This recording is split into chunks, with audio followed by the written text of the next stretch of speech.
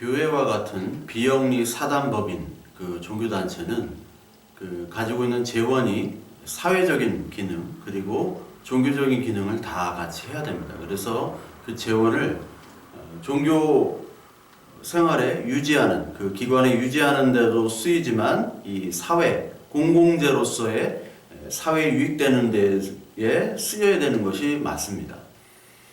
근데 이제 우리 교회가 이 사회에 욕먹는 이유가 그런 사회적인 공공재를 가지고 그 역할을 하지 못하기 때문에 욕을 많이 먹었죠. 그래서 교회에 있는 그 헌금들, 대부분의 헌금들은 사회 유익이라는 것보다도 교회 건축, 그 예배당 건축에 많이 사용이 됩니다. 물론 많은 교회가 사회에 대해서 그 재원들을 사용을 하고 있습니다. 근데 이 교회에 많은 사회들이 그 집중적으로 그 비판을 하는 것은 교회에서 벌어지는 모든 그런 헌금들이 그 예배당 사용과 또 교회 유익에만 쓴다고 보기 때문에 그렇죠. 실제로 예배당 건축을 위해서 많은 교회들은 지금 10조 원 정도의 대출을 받고 있습니다. 참 예배당 건축에 많이 열을 아직까지도 올리고 있죠. 멀쩡한 예배당을 무너뜨리고 더 새로운 예배당을 져야 그것이 전도가 된다. 건물이 전도를 한다라고 아직까지도 생각을 하고 있습니다. 거기다가 이 교회 구조는 교회는 어떤 주인이 없기 때문에 명확한 어떤 주인이 명기가 되지 않아 있어요. 게다가 과세 대상이 아니기 때문에 또 그렇기 때문에 교회는 내외부적으로 회계 감사가 없죠. 그래서 회계 시스템이 있을 수도 없고 그것의 필요성을 느끼지 못합니다. 그래서 교회 재정이 사실 투명하지 못합니다. 이것은 절이나 또 성당도 마찬가지입니다, 사실.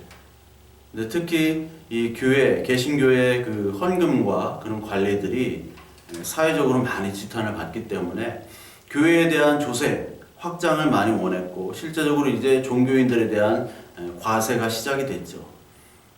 종교인 소득세를 이제 내기 시작했습니다. 저는 소득세를 내질 않습니다.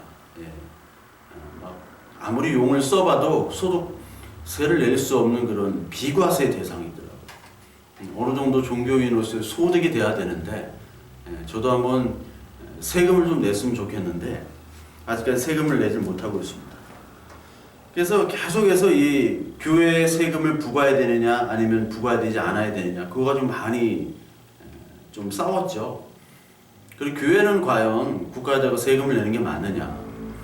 보수적인 교회는 이게 이중과세다. 왜냐하면 교인들이 이미 사회에다가 세금을 냈는데 또 이 교회에 와서 다시 그 헌금을 가지고 세금을 다시 낸다 하는 것은 이중과세가 된다라고 해서 반대가 됐고 그리고 이것은 국가가 어떤 종교단체에 너무 깊이 개입하고 간섭하는 것이다 라고 해서 보수적인 측면, 보수적인 그런 단체에서는 반대를 많이 했죠. 근데 진보적인 어떤 교회나 이 사회에서는 계속해서 교회에 대한 헌금에 대한 세금을 요구하고 있죠. 근데 오늘 이 본문이 로마서 13장에 나온 이 본문이 교회가 국가에게 헌금, 그 세금을 내야 된다라는 것에 대한 어떤 정당성을 뒷받침해주는 그런 구절이라고 많은 사람들이 얘기를 합니다. 오늘 그 13장 그 6절을 보면 조세를 바치는 것도 하나님의 일꾼이 되어 바로 이 일에 항상 힘쓰느니라. 모든 자에게 줄 것은 주되 조세를 받을 자에게 조세를 바치고 관세를 받을 자에게 관세를 바치고 두려워할 자를 두려워하며 존경할 자를 존경하라. 이렇게 얘기를 했습니다.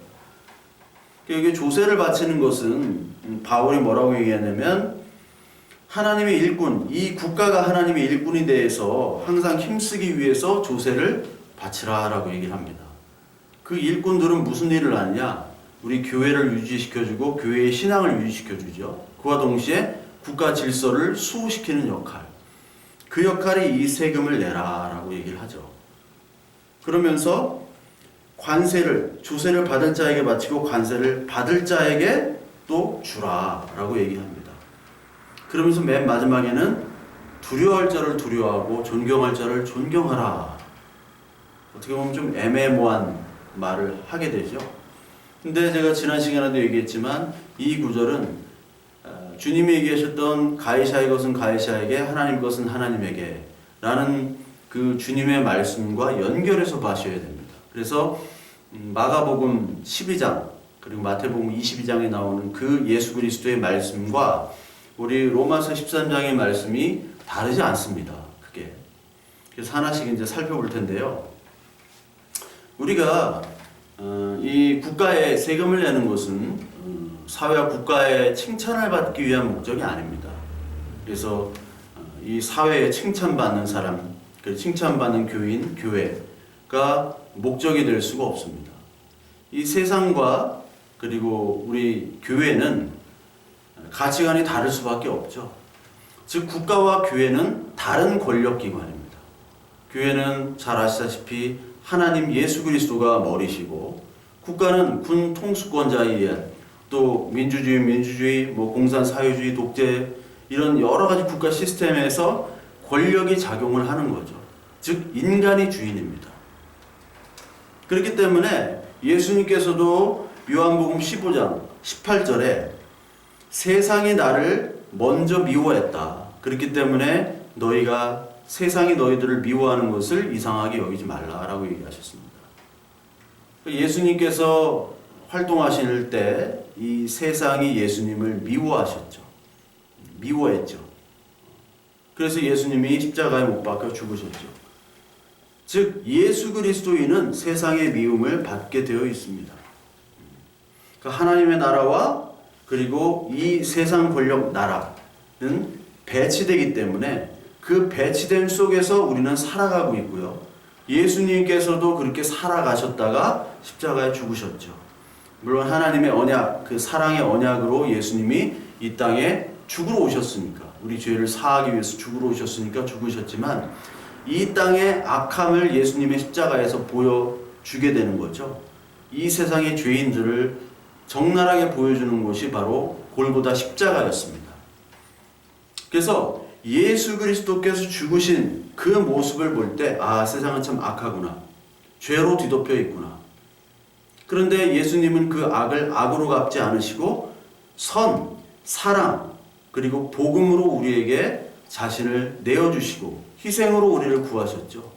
그게 로마서 13장에 나오는 12장부터 나오는 악을 악으로 갚지 말고 선으로 갚으라는 거예요. 그러니까 우리는 이 세상에 있을 때 악을 악으로 갚지 않고 선으로 갚는 그 모습을 보여주는 곳이 바로 예수 그리스도를 믿는 교회입니다. 그러니까 교회는 악을 악으로 갚는 것이 아니라 악을 선으로 갚는 곳이에요. 사랑을 보여주는 곳입니다. 예수님께서도 십자가에 돌아가실 때 저들이 하는 일을 잘 알지 못하니 주님 용서하여 주십시오. 그렇게 얘기하셨죠. 그리고 스데반도 마찬가지로 똑같은 기도를 하며 순교했잖아요. 베드로가 예수님 겟세마네 기도 때 이제 기도가 다 끝나시고 그때 제사장 그 종인 말고가 와가지고 이제 예수님을 체포하러 왔죠. 그때 베드로가 칼을 꺼내가지고 말고의 귀를 칩니다. 그때 예수님께서 그 칼을 도로 칼집에 넣어라라고 얘기하셨죠. 그러니까 그런 물론 예수님이 언약으로 죽으러 오셨기 때문에 그렇지만 그 칼에 의한 무력에 의한 혁명 그리고 국가 개혁 이런 것들 인간에 의한 개혁을 하나님은 원하시지 않았어요. 그 개혁은 될 수도 없고 되어서도 안 되기 때문에 그러니까 이 땅에 불합리한을 그냥 두시고 그 제도의 불합리한 요소들을 그냥 두시고 예수님이 죽으심으로 너희들의 악한 죄인을 보여주면서 그 선을 나타내는 겁니다. 그것이 바로 예수 그리스도의 일이셨어요. 예수님께서는 끝까지 이 땅에서 악 속에서 살아가시다가 누명까지 늘 쓰시고 십자가에 죽으신 분입니다. 그렇기 때문에 이 예수 그리스도께서 오늘 이 땅에 예수님이 오셔서 죽으신 이 사실 속에서 이 역사적인 사실 속에서 우리는 얼마나 악인이며 그리고 우리는 죄인인지 깨달음과 동시에 예수님께서 악을 악으로 갚지 않으시고 선으로 갚았던 것처럼 우리도 이 악한 국가와 이 사회 속에서 나는 과연 악을 갚지 않고 선으로 악을 갚는지 그런 사람인지 오늘 되돌아봐야 되는 그런 예배 시간입니다. 오늘 로마서 13장 세금에 대해서 나오는데요. 특히 이 세금, 이 마태복음 22장과 마가복음 12장에 나오는 가이사 것은 가이사에게 하나님 것은 하나님께 줘라 이렇게 얘기하셨던 그 구절로 우리가 한번 넘어가 보면요. 마가복음 12장 13절부터 보면 그들이 예수의 말씀을 책잡으려 하여 바리새인과 헤롯 땅 중에서 사람을 보내매 와서 이르되 선생님이 우리가 아노니 당신은 참되시고 아무도 꺼리끼는 일이 없으시니 이는 사람을 외모로 보지 않고 오직 진리로서 하나님의 도를 가르치십니다. 가이사에게 세금을 바치는 것이 옳으니까 옳지 아니나이까 이렇게 얘기를 하죠. 근데 이 12장 그 앞에 11장부터 하는 내용들이 그대로 12장까지 연결되어 있습니다. 그래서 11장에 보면요. 여기 성전에 들어가셔서 성전에서 이야기를 하시는 거예요. 성전. 그래서 마가복음 11장에 보면 성전을 깨끗하게 하시죠. 그래서 이 만민이 기도하는 이 성전을 강도의 소굴로 만들었다라고 얘기를 합니다. 이 이스라엘 사람들, 유대인들이 내는 세금은 크게 두 가지입니다. 첫 번째, 성전세가 있고요. 두 번째는 로마에게 내는 인두세입니다. 사람 한 사람한테 주는 인두세. 성전세는 이게 출애굽기 30장에 나오죠. 출애굽기 30장에 나옵니다. 30장 13절부터 14절까지 출애굽기 나오는데 여기 얼마를 내냐면 2분의 1 세겔을 냅니다. 2분의 1 세겔. 반 세겔로 나오죠. 그래서 마태복음 17장에 보면 24절부터 보면은 예수님께서 베드로에게 시키죠. 너 가서 물고기 입에 한 세겔 가져와라. 그래서 너와 나를 위해서 성전세를 내자. 그래서 두 명이니까 한 세겔이니까 2분의 1씩이죠. 반 세겔씩 냅니다. 지금의 이스라엘의 화폐 그 단위가 세겔입니다. 세겔. 그래서 지금의 1세겔은 한 340원 정도가 된다고 해요. 그래서 1세겔 동전도 있고 2분의 1세겔 동전도 현재 존재를 합니다. 이스라엘에. 그리고 10세겔 동전까지 있고 20세겔부터는 이제 지폐로 통용이 되더라고요. 근데 거기 보면은 1세겔의 그 뒷면에 보면은 그 메노라가 그 성소의 등대 있죠? 등잔, 등대. 그 7개 가지로 된 그 등대가 되어 있고요. 그리고 그 세겔마다 그 여러 가지 종교적인 그런 이스라엘 역사의 표시가 있죠. 그래서 이스라엘 동전은 이제 세겔입니다. 근데 그 당시에 데나리온이라는 동전이 있고 드라크마라는 동전이 있죠. 데나리온과 드라크마. 그러니까 세겔이 있고 데나리온, 드라크마. 여러분들 뭐 예수님의 비유 때 많이 들어보셨겠지만 데나리온은 일꾼, 일일 품삯을 데나리온이죠. 근데 드라크마와 데나리온은 동일 가치를 가졌어요. 그러니까 1데나리온이 1드라크마입니다. 그래서 이 데나리온은 로마의 그런 동전이고요. 로마. 그리고 여기는 그리스의 동전입니다. 드라크마. 그러니까 그리스가 지금은 유로화를 쓰지만 그 전까지는 드라크마였습니다. 그 데나리온이 나오는데 이 데나리온과 드라크마가 통용이 된 거죠. 근데 오늘 하필이면 예수님께서 세금을 바쳐야 됩니까? 바치지 말아야 됩니까? 라고 하니까 예수님께서 어찌하여 나를 시험하느냐 하면서 데나리온 하나를 가져와라 이렇게 얘기를 해요. 네가 가지고 있는 데나리온 가져와. 즉 이 사람 주머니에는 데나리온이 있는 겁니다. 데나리온이 있는 거죠. 만약에 이 데나리온을 가져와서 이 데나리온 세금을 바쳐라. 바쳐라 하면은 이게 예수님이 이거는 메시아인데 왜 바치라고 했을까? 그 당시에 성전세를 성전세가 아닌 로마의 세금을 반대하는 측이 그 열심당은 이제 테러리스트들이니까 열심당이나 조금 이제 보수적인 그 바리새인들, 그리고 이 세금에 찬성하는 사람은 헤롯당, 그리고 귀족 사두개인들 쪽, 그리고 진보적인 다 로마를 좀 흡수해가지고 우리가 좀 잘 살자 하는 바리새인파, 요 파로 나눠져 있었어요. 그러니까 세금을 내도 욕먹고 세금을 내지 말라고 해도 욕먹는 상황입니다.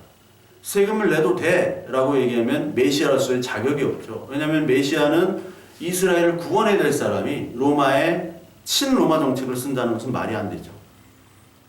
그리고 세금을 내지 말라고 하면 로마의 반역이 되는 거죠. 그러니까 성전세도 지금 걷어야 되고 인두세도 걷어야 되는데, 여기에 바리새인들이나 서기관들이 이 데나리온 드라크마, 이 세금을 가지고 예수님을 시험을 하는 거죠. 근데 이 시험하는 사람들이 이 성전세를 또 걷어들이는 사람이었어요. 성전세는 이 데나리오나 드라크마로 낼 수가 없습니다. 뭘로 내냐면 두로의 세겔로 내야 돼요. 그 당시 예루살렘의 세겔도 있었고 두로의 세겔도 있었습니다. 근데 예루살렘의 세겔은 아마도 그 뭐 형상 같은 게 있었던 것 같아요. 근데 그 두로의 세겔은 아마 뭐 동전에 형상 같은 게 없었던 것 같아요. 근데 제가 뭐 고고학자를 좀 찾아보니까 두로의 세겔도 그런 형상들이 좀 있었더라고요. 근데 정확한 거는 잘 모르겠습니다. 근데 일단 이 데나리온은 로마 동전이고 거기에는 황제의 형상이 있었습니다. 이 당시 예수님이 활동하던 때 황제가 티베리우스 황제죠. 옥타비아누스 아우구스투스의 아들입니다. 그래서 이 동전 뒤에는 뭐라고 써 있냐면은 가이사 티베리우스 신성한 아우구스투스의 존엄한 아들이라고 써 있었어요. 뒤에. 그리고 그 동전 그 가에, 그리고 뒷면에는 그 줄리아라는 아우구스투스 1대 황제죠. 가이사 아우구스투스의 어머니 줄리아가 월계관을 쓰고 큰 어떤 왕좌에 앉아 있는 모습이 딱 있었어요. 그러니까 이 동전을 사용한다는 것, 성전에서 성전세를 낸다는 것은 십계명의 제2계명을 어기는 거죠. 그 동전의 형상이 있기 때문에, 신의 형상이 있기 때문에. 즉, 이 동전 화폐라는 것은 종교적인 의미와 정치적인 의미가 있어요. 두 개의 의미가 있습니다. 종교적인 의미는 뭐 말할 것도 없죠. 이 당시에 황제를 신으로 숭배하기 시작했던 시대니까. 물론 그 다음에 나오는 뭐 갈리큘라, 네로, 이때부터 이제 본격적으로 이제 신 숭배로 황제를 이렇게 했는데, 물론 종교적인, 이때도 신의 어떤 입장에서 통치자의 절대권자, 그래서 하나님의 나라와 부딪힐 수밖에 없는 그런 상황에서 이 종교적인 의미가 이 동전에 담아 있고요. 특히 형상이 있다라는 것은 제2계명을 어기기 때문에 종교적인 의미가 당연히 있는 거죠. 두 번째 의미는 정치적인 의미입니다. 정치적인 의미. 이 동전이 유통된다는 것은 권력, 정치적인 권력이 미친다는 거죠. 그래서 여러분, 전 세계에 가장 부유하고 가장 힘이 센 나라가 어디냐면 미국이죠. 우리나라가 미국보다 못 사는 게 아닙니다. 근데 그 전체적인 GDP를 봤을 때는 미국이 세계 원탑이죠. 근데 미국이 가장 센 나라, 미국의 권력이 다 미친다는 걸 어떻게 하냐면 미국의 달러가 전 세계에 다 유통되는 거예요. 북한에는 달러로 지불을 해야 돼요. 북한 돈이 가치가 없기 때문에. 전 세계 모든 기축동화, 전 세계 기축동화가 이제 달러니까, 가장 최고의 기축동화가. 그러니까 달러를 통용한다는 것은 미국의 정치 권력이, 경제 권력이 거기까지 미친다는 겁니다. 마찬가지로 이 데나리온을 쓴다는 것은 이미 데나리온을 가지고 있는 사람에게 이미 정치 권력이나 종교 권력이 미친다는 거예요. 그래서 예수님께서는 뭐를 얘기하시냐면 지금 로마 권력과 더불어 이 바리새 그리고 제사장에 대한 비판을 지금 하고 계신 거예요. 왜? 이 제사장들이 이 세겔로 내야 되기 때문에 데나리온이나 드마크마를 가지고 와가지고 환전을 하는 사람이 바로 제사장이었어요. 그래서 마가복음 12장에 가이사의 세금을 갇히기 전 11장에서 성전을 깨끗하게 할 때 기도하는 집을 강도의 소굴로 만들었다 해가지고 장사하는 집으로 만들었다 하는 거 아닙니까? 그 성전을 뒤집어 엎으신 거잖아요. 그 장사하는 제사장들 모임을. 그 예수님께서 이 성전에 가셔서 이 데나리온을 바꾸는 이 제사장들이 입으로는 주여 주여 외치지만 장사꾼이 된 거예요. 환전 수수료를 챙기는 사람이 제사장이었습니다. 그러니까 이들은 이미 재물의 노예가 됐습니다. 그래서 계시록에서 유대교 회당을 사단의 모임이라고 했죠. 사탄의 모임이 된 거예요. 유대교 시스템이라는 건 뭐냐면 많은 죄인을 만들어야 돼요. 이 성전에 들어오는 것은 바로 20세 이상 성전에 들어가서 성전세를 내야 되는데 이들이 죄인이어야 되고 이 죄에 대한 씻는 제사 정결 시스템, 이 시스템이 유지가 돼야지 제사장들은 먹고 사는 겁니다. 그렇죠? 그리고 서기관이나 바리새인들은 하나님의 말씀을 잘 공부해가지고 그것을 써먹어야지 돈이 들어오는 사람이에요. 왜? 나는 너보다 더 우월한 지위에 있기 때문에 이 말씀은 나를 가지고 있어. 내가 가지고 있고 내가 너희들에게 가르쳐야 돼. 그러니까 이 말씀이 권력이 되는 거죠. 자기밖에 모르니까. 너희들은 잘 알지 못하니까 나를 통해서만 말씀을 배워야 돼. 그게 권력이 된 거예요. 그 당시 시대는 종교가 정치고 생활이기 때문에. 그러니까 종교, 제사, 성전을 떠나서는 이 이스라엘 백성들은 생활할 수가 없는 시대잖아요. 그 당시에. 그러니까 최고 우두머리가 제사장이고 그리고 가장 부자가 제사장과 바리새인들이었습니다. 그러니까 제사장들은 그 시스템, 이 제사를 들어야지 되기 때문에 죄인들이 많으면 많을수록 좋아요. 많으면 많을수록 이 제사장들의 부는 올라갑니다. 그리고 바리새인들은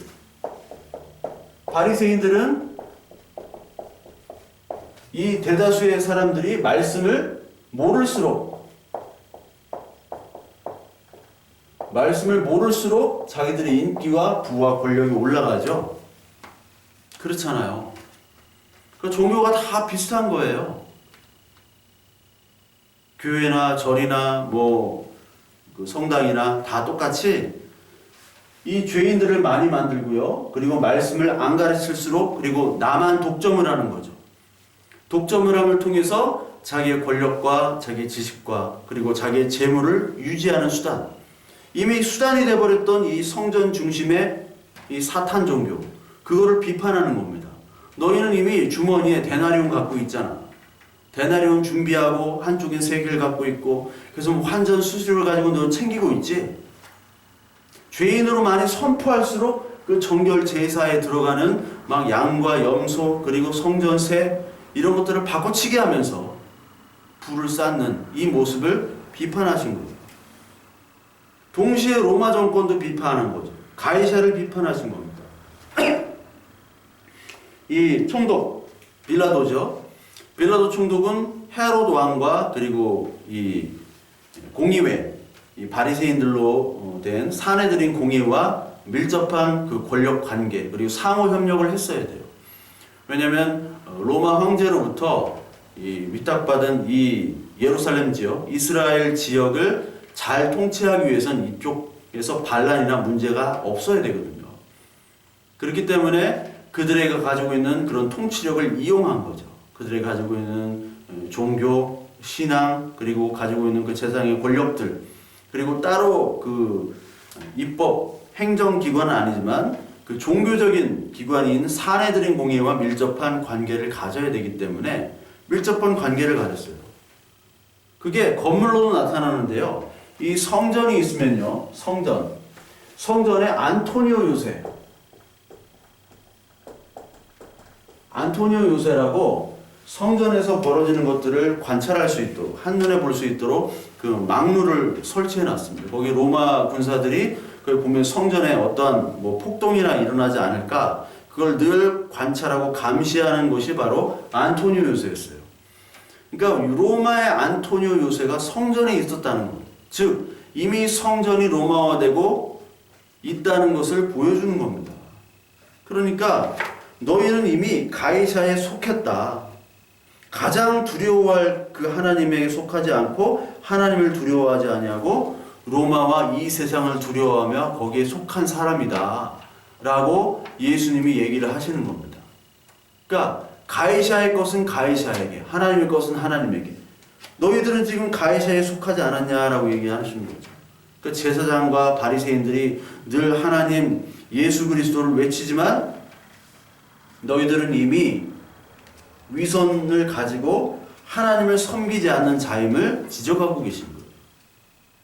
그러니까 하나님께서 우리 교회에게 새로 언약이 된 이스라엘들에게 바라는 것은 여기 로마서에 나온 것처럼 두려워할 자를 두려워하는 겁니다. 가장 두려워할 자가 누굽니까? 바로 하나님. 주님을 가장 두려워해야 되죠. 주님을 가장 두려워하라는 거예요. 그 두렵고 떨림으로 구원을 이루어 나가는 겁니다. 그래서 하나님께서 하나님 나라를 다스리는 그 하나님 나라의 통치로 들어오라는 것, 그것이 하나님께서 가장 원하시는 것이죠. 여기 로마서 13장 두려워할 자를 두려워하며 존경할 자를 존경하라. 그럼 여러분 가이사를 두려워하고 가이사를 존경하라는 말은 아니겠죠. 가이사를 두려워하는 말이 아니에요. 그러니까 하나님께서는 우리에게 원하시는 것이 이 세상에 살지만 이 세상을 두려워하지 말라라고 얘기하셨어요. 왜? 주님께서 내가 이 세상을 이겼노라. 이 세상의 율법을, 이 세상의 시스템을, 이 세상의 죄악을 하나님 예수 그리스도의 사랑으로, 그 십자가 사랑으로 이기셨잖아요. 악을 악으로 갚으면 이긴 게 아니라 진 거죠. 악을 선으로 갚아서 내가 이겼다고 얘기하잖아요. 그러니까 하나님의 말씀을 두려워하며 복음과 사랑을 전하는 교회가 되기를 원하시는 거예요. 하나님이 진정으로 원하시는 거예요. 그래서 예수님께서도 이 황제 핍박 시대에 오셨잖아요. 로마 제국 시대에 오셨어요. 그 제국과 싸우셨습니다. 근데 그 제국을 정치적인 경제적인 메시아로 개혁해서 싸우시는 게 아니라 자기를 드리고 희생함으로 이 세상을 이기신 겁니다. 우리 빌립보서 3장을 한번 보겠습니다. 빌립보서 2장을 보겠습니다. 2장. 그는 근본 하나님의 본체시나 하나님과 동등됨을 취할 것으로 여기지 아니하시고 오히려 자기를 비워 종의 형체를 가지사 사람들과 같이 되셨고 사람의 모양으로 나타나사 자기를 낮추시고 죽기까지 복종하셨으니 곧 십자가에 죽으심이라. 이러므로 하나님이 그를 지극히 높여 모든 이름 위에 뛰어난 이름을 주사 하늘에 있는 자들과 땅에 있는 자들과 땅 아래에 있는 자들로 모든 무릎을 예수의 이름으로 꿇게 하시고 모든 입으로 예수 그리스도를 주라 시인하여 하나님 아버지께 영광을 돌리게 하셨느니라. 이게 바로 예수께서 승리하신 거예요. 이 죽기까지 십자가의 죽으심으로 복종함을 통해서 복종한 겁니다. 하나님께도 복종했지만 이 세상 시스템에 자신을 희생하고 어떻게 보면은 이 세상 시스템에 그냥 순종을 한 거예요. 율법에 자기 죄인으로 순종을 한 겁니다. 그게 하나님의 뜻이죠. 우리를 살리시기 위해서. 그런데 그것을 통해서 이름을 얻죠. 모든 이에 뛰어난 이름. 그래서 모든 사람의 무릎을 예수의 무릎으로 꿇게 하시고 모든 입이 예수를 그리스도라, 주라 시인하게끔 만들었다는 거죠. 이게 하나님의 뜻입니다. 이게 하나님이 그리스도를 향한 뜻이고요. 그리스도께서 머리 대신 그리스도께서 몸된 우리들에게 전해주시는 뜻이에요. 그러니까 우리가 어떻게 예수 그리스도처럼 하겠어요? 예수 그리스도처럼 어떻게 우리가 다 닮겠습니까? 예? 그러나 하나님께서 창조하신 모든 인류 있죠? 이 모든 인류가 하나님의 통치로 들어오는 것을 하나님께 바라시죠. 그러니까 하나님의 택한 자가 누구인지 우리가 잘 모릅니다. 그렇기 때문에 그 사람들에게 하나님의 복음과 말씀과 악을 선으로 갚음을 통해서 그들이 주님께 돌아오게 하는 역할을 이 교회에게 맡겨주신 거예요. 주님이 하신 역할들을 교회가 해야 되잖아요. 그 역할 하라고 우리가 지금까지 안 죽고 남아있는 거고, 교회로 하나님께 은혜를 주시고 성령으로 감싸주시고 우리에게 폭포수와 같은 은혜를 그거 하라고 부어주신 거예요. 그런데 우리가 똑같이 이런 죄인의 많은 시스템을 만들고, 그리고 어떤 말씀의 권력이 돼가지고, 그리고 그것을 가지고 그 힘과 재원을 가지고 어떤 예배당 건축에 힘쓰고, 그렇다는 것은 이 세상과 똑같은 거죠. 로마 제국화 된다는 거예요. 이거를 주님이 반대하셨기 때문에 이 성전을 무너뜨린 겁니다.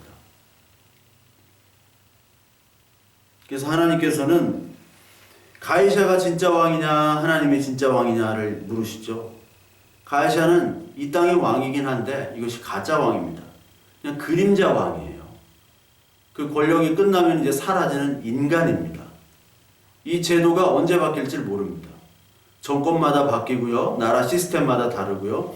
이제 시대가 어떻게 될지 모릅니다. 이 코로나 사태 이후 또 어떤 전염병이나 또 전쟁이 일어날 수도 있고요. 그에 따라서 이제 새로운 통치 제도가 나올 수도 있고요. 어떤 독재자가 나올 수도 있습니다. 경제적인 어떤 제도도 지금 뭐 보호무역이 심하잖아요. 이 트럼프와 중국 시진핑 때문에 보호무역이 심한데 지금 뭐 여러 가지 앞날을 내다볼 수가 없어요. 뭐 미래학자들이 뭐 이런 얘기 하지만 그것이 정확하진 않죠.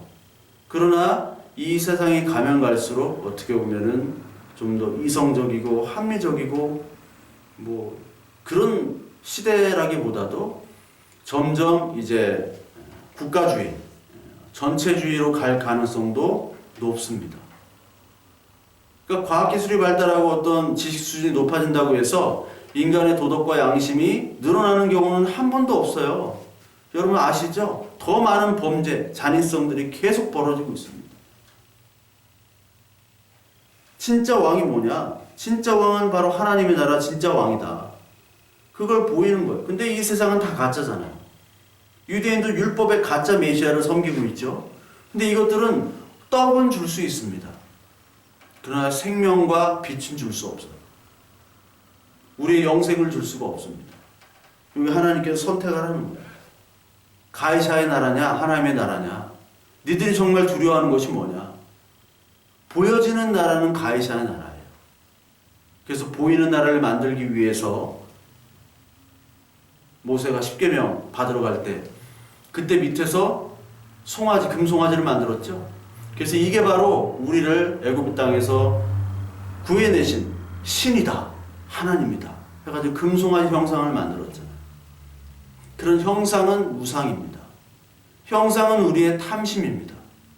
보여지는 거예요. 늘 인간들은 보여지는 것을 추구합니다. 근데 예수님께서 세우신 이 하나님의 나라는 보이는 나라입니까? 보이는 나라가 아니죠. 보여지지 않는 나라예요.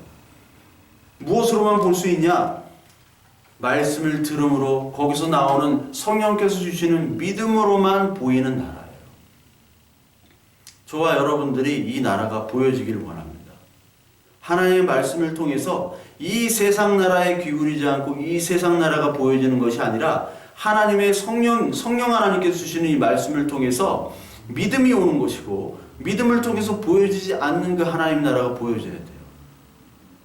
그 하나님의 나라가 보여지는 사람은 이 세상 시스템, 악을 악으로 갚고 눈으로 눈을 갚고 이해는 이것을 뛰어넘는 하나님의 나라의 은혜의 법에 따라 살아갈 수 있도록 우리에게 은혜를 주시는 거죠. 우리에게 힘을 주시는 거죠. 악을 선으로 갚을 수 있는 그런 마음을 주시고 용기를 주시고 힘을 주시고 어렵고 힘들지만 우리에게 사랑을 주시는 그 하나님의 나라의 통치를 받는 사람으로 하나님께서 만들어 주시는 거죠. 그걸 교회라고 부릅니다. 교회. 그게 교회예요. 여러분 영화 중에 그 핵소고지라는 영화가 있습니다. 핵소고지. 그 스파이더맨에 나오는 그 앤드류 가필드 이제 주연으로 나온 건데, 데스먼드 도스라는 그 이병 역할을 했는데, 이 핵소교지에 나오는 그 데스먼드 그 도스 이병은 거기에 의무병으로 참가합니다. 의무병으로 참가하는데 의무병들도 총을 가지고 있잖아요. 근데 자기는 신앙적인 양심에 따라 총을 들지 않고 전투에 참여하겠다라고 얘기해요. 그래서 실제로 총을 들지 않고 그 고지, 오키나와 그 핵소고지에서 75명을 구합니다. 그 영화에 보면 어떻게 구하나 이렇게 뭐 나와 있어요. 한번 보시면 좋을 것 같아요. 75명을 구합니다. 근데 그 영화를 보면 가장 많이 나오는 대사가 어제도 제가 봤어요. 핵소고지. 그 말씀을 준비할 때 이 핵소고지라는 영화가 생각이 나는데 어떻게 보면 핵소고지가 또 어떻게 TV에 나오더라고요. 그래서 핵소고지를 좀 봤는데 뭐 한 7, 8번 봤습니다. 예전에도. 근데 가장 많이 나오는 대사가 Give me one more. Please give me one more. 하나님, 제발 한 명만 더. 해가지고 75명을 구했어요. 거기서 그 영화에서 보면은 부상당한 일본인에게도 붕대로 그 상처본 부위를 이렇게 대주고 그리고 몰핀을 놔주고 그렇게 합니다. 그러니까 자기 적인 일본에게도 그리고 우군인, 아군인 미군에게도 똑같이 귀한 생명이기 때문에 그 생명을 살리기 위해서 그는 75명을 구하도록 자기의 목숨을 아깝게 여기지 않고 전장에 뛰어들어서 총도 없이 그렇게 구하죠. 총알을 어떻게 다 피했어요. 그러니까 이 사람이 처음에는 총 없이 나선다고 할 때 이제 사람 같은 병사들이 조롱하기도 하고 막 맞기도 합니다. 특히 이런 하나 튀는 사람이 나오면 실전이잖아요. 실전에서 그 사기가 굉장히 떨어집니다. 총을 가지고 열심히 적을 섬멸하겠다라는 그 사기가 충천에도 불구하고 그 사기가 꺾이기 때문에 그 사람을 제외하려고 해요. 처음에는. 근데 75명을 자기 목숨을 아깝게 여기지 않고 구하는 그 모습 속에서 75명의 결과물이 나왔어요. 그러니까 이 많은 사람들이 제가 믿는 하나님이 무엇인가? 진짜 하나님이 살아계신가? 그래서 그 다음 전투부터 이제 고지로 올라가야 되거든요. 그물을 이렇게 밟고 올라가야 되는데 도스 이병이 가지 않으면 안 가는 거예요. 무서워가지고. 제가 가야지 된다. 그래서 한 번은 이제 전투 명령이 맨 마지막에는 떨어졌어요. 왜 안 가고 있느냐 하니까 아직 기다려야 됩니다. 뭘 기다리냐 하니까 도스 이병이 지금 기도 중입니다. 기도 끝날 때까지 기다리겠습니다. 기도를 끝나니까 올라가는 거예요. 뭐 기도를 한다고 해서 그 전투에 이기고 뭐 그런 건 아닙니다. 근데 그 도스이병을 통해서 많은 사람들이 하나님이 살아계심을 본 겁니다. 도스이병은 이 세상 사람들과 달리 무기가 없이 바보처럼 무기를 가지고 가야 됨에도 불구하고 무기 없이 바보처럼 전장에 뛰어들었어요. 언제 총탄이 날아들지 모르는 그런 위기 상황 속에서 자기의 목숨을 그냥 버리면서까지 헌신하면서까지 그 사람들을 구했습니다. 그것을 보면서 진정한 그리스도의 모습을 본 거예요. 그리스도가 참 그랬지. 서양 애들은 뭐 성경은 다 읽을 거 아닙니까? 어렸을 때부터. 그리스도가 그랬지. 야, 제가 진짜 진정한 그리스도인이구나. 그것 속에서 하나님의 살아계심을 본 거예요. 제가 뭐 여호와의 증인 얘기하는 거 아닙니다. 이 도스이병은 여호와의 증인은 아닌 것 같아요. 잘은 모르지만 하나님의 모습을 보게 하는 것, 그들에게 하나님의 생명을 나눠주는 것, 복음을 전해주는 것, 이게 가장 큰 역할이에요.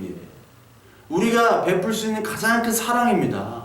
밥 주고 빵 주고 그거는 먹으면요 또 배고파요. 그건 먹으면 뭐 죽는 거야. 또 진짜 산 양식, 산떡을 주는 거잖아요. 복음을 주는 것. 그 복음을 어떻게 줘야 됩니까? 그 제도, 그 전쟁터에 순종을 하는 거예요. 그 전쟁터에 순종을 하면서 그리스도의 마음으로 그들에게 생명을 주는 겁니다. 뭐 우리가 그렇게 다 할 수 없어요. 저 어떻게 하겠어요? 총 안 들고 나가가지고 어떻게 그걸 뛰어다니면서 75명을 구합니까? 전 죽었다 깨도 못해요. 저는. 막 나살자고 막. 제가 간첩, 무장공비 간첩 나타났을 때도 어떻게 하면 막 그때 1억 원이 걸렸거든요. 어떻게 하면 내가 먼저 죽일까? 내가 먼저 안 죽이면 내가 죽으니까. 맨날 헬기 타고 다니면서 그때 고생 많았는데 그런 인간인데 아무리 예수 그리스도를 그때 예수 그리스도를 믿기 전이지만 예수님이 나를 만나 주셔도 지금 한다? 참 힘들어요. 어떻게 그걸 합니까? 나를 죽고 다른 사람을 살린다는 거. 이건 힘듭니다. 여러분 예수 그리스도를 믿든 안 믿든 똑같은 심정이에요. 예수 그리스도 안 믿는 사람은 오히려 더 뛰어들어가서 자기 희생하고 구하는 사람이 많아요. 그것과는 상관이 없어요. 사실은. 그런데 그렇게 하라는 거, 그렇게 보이라는 거예요. 그러면 어디까지 너를 다 희생해가지고 몇 명을 구하라 이런 건 없어요. 하나님이. 근데 그 제도에 들어가서 그 전쟁터라는 국가 시스템 거기에 들어가서 네가 할 수 있는 일을 최선을 다하라는 거예요. 75명을 구하지는 못하더라도 네가 할 수 있는 복음을 전하고요. 그들을 위해서 기도해주고 그들을 살려달라고 기도하지만 그들이 죽다 하더라도 이들의 영혼을 받아달라고 내가 전도를 해서 이들의 말씀으로 말미암아 변화시켜달라고 이런 기도를 하는 것 자체가 바로 하나님의 말씀과 하나님의 선을 그 사랑을 전하는 거 아닙니까? 그래서 마찬가지로 우리에게 주어진 국가가 의무로 주는 국방의 의무, 그리고 납세의 의무 그런 의무들이 있는데 이런 의무들 국가를 위해서 뭐 나를 위해서 이렇게 하는 게 아니에요. 하나님 나라를 위해서 하는 겁니다. 그거 한다고 해서 나한테 뭐 크게 돌아오는 게 별로 없어요. 누가 보든 안 보든 유익이 있든 유익이 없든 하나님의 나라를 위해서 하는 겁니다. 그리스도인으로서 하는 거예요. 그 국가 시스템 안에서.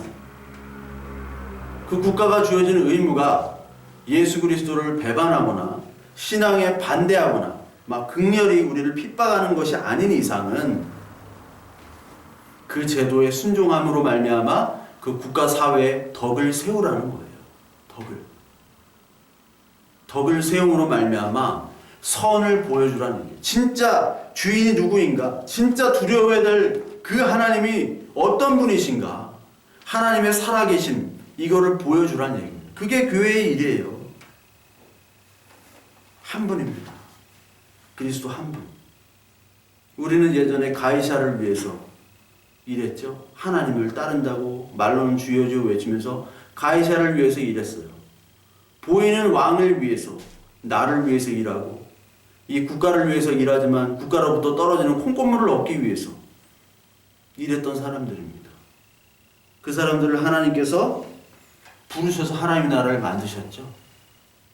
그렇다면 그 하나님의 나라를 만들 때 예수 그리스도의 오심과 예수 그리스도의 이 땅에 살아가신 그 삶을 통해서 진짜 사랑이 무엇인지 악을 선으로 갚는 것이 무엇인지 이 국가제도 안에서 무엇을 해야 될지 예수님이 다 보여주셨어요.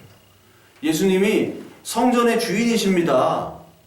성전 자체시잖아요. 그럼에도 성전세를 내셨어요. 베드로에게 야 세금 내자. 예수님은 세례도 받으셨어요. 죄인이 아님에도. 로마의 국가제도를 그냥 인정을 했어요. 다 개혁하고 황제제도 그냥 다 없애고 내가 정치적인 메시아, 경제적인 메시아로 다 하겠다. 안 하셨습니다. 그대로 그 제도를 주셨어요. 그대로 두신 다음에 제자들에게 사랑하라. 복음을 전해라. 그리고 세상은 너희를 미워한다. 근데 세상이 나 혼자 미워했다. 그럼에도 악을 악으로 갚지 말고 선으로 갚으라. 그게 바로 은혜의 법입니다. 내가 한 대 때리면 상대방이 한 대 때리고 두 대 때리고 세 대 때리는 게 이 세상의 법칙입니다. 그게 법이에요. 야 법으로 합시다. 법으로 합시다는 것은 인간의 악한 것이 들어가 있는 거예요. 죄. 법이라는 것은 죄와 동일합니다. 법이 왜 있습니까? 죄가 있기 때문에 그래요. 근데 이것에서 은혜로 넘어온 거죠. 은혜가 뭐예요? 죄가 없는 거예요. 죄가 사라진 겁니다. 사라진 게 은혜예요. 은혜라는 단어에 죄와 악이라는 단어가 있을 수가 없습니다. 저와 여러분들 교회로 부르셨죠? 왜 부르셨느냐? 은혜의 법으로 살으라. 어디에? 이 법의 사회, 이 율법의 사회, 이 죄악의 사회에서 은혜의 법을 나타내라는 겁니다. 그것이 교회의 할 일이에요. 그러니까 여러분 얼마나 힘듭니까? 얼마나 아픕니까? 내가 악을 악으로 갚고 싶은데 선으로 갚으라고 하니 나한테 너무나 힘이 들죠. 그렇기 때문에 오늘 하루라도 빼놓지 말고 하나님 앞에 엎드려 이 말씀 앞에 무릎 꿇고 기도해야 될 줄로 믿습니다. 그래야지 우리가 은혜를 가지고 악을 악으로 갚지 말고 악을 선으로 갚을 수 있는 능력이 나오는 것입니다. 세금을 내냐 마냐. 세금을 안 내도요, 하나님 뭐라고는 안 하세요. 세금을 잘 냈다고 해서 하나님이 칭찬하지 않는 거 여러분 잘 아시죠? 예. 세금을 내고 안 내고가 중요한 게 아니라 그 국가 제도 속에서 선과 덕을 쌓아서 하나님이 진짜 살아계심을 보여주는 그런 하나님 부르신 자녀들 교회 되시기를 간절히 소망합니다.